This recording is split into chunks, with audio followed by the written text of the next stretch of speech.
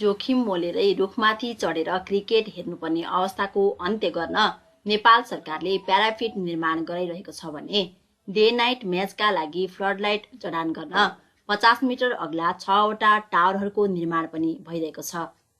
2 महिनामै निर्माण सम्पन्न गर्ने गरी थालिएको निर्माण कार्य अहिले द्रुत गतिमा भइरहेको छ।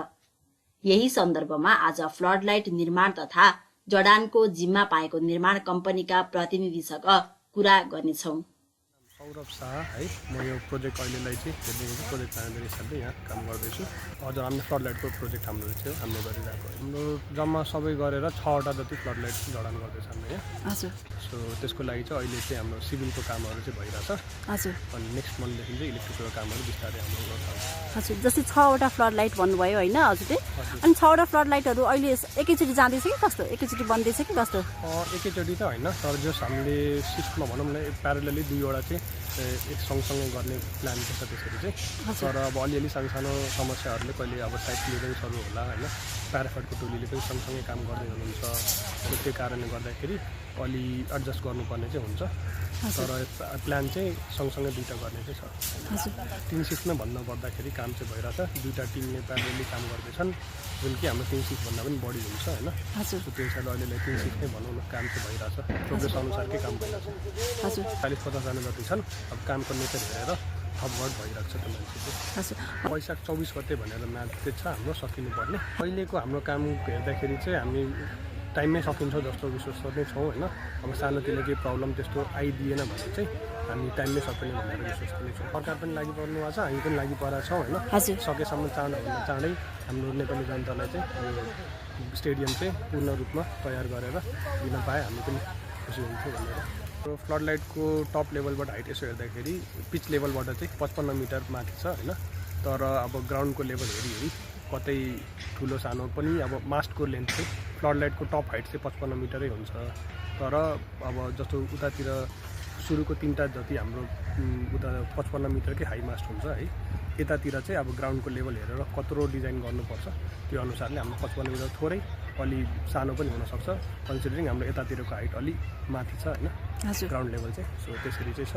अब त्यो 6वटा मास्टमा चाहिँ टोटल जम्मा तपाईँको 70वटा लाइट जति हुन्छ।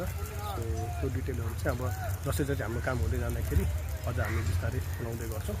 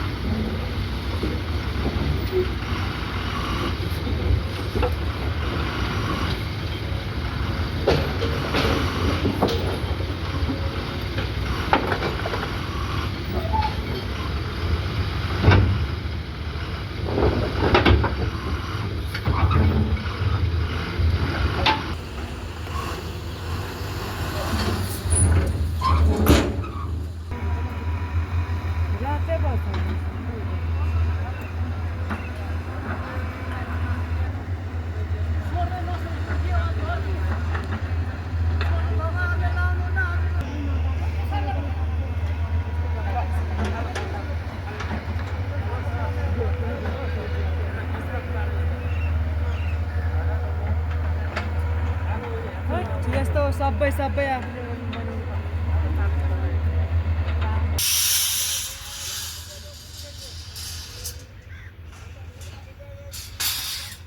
भिडियो कराउँदै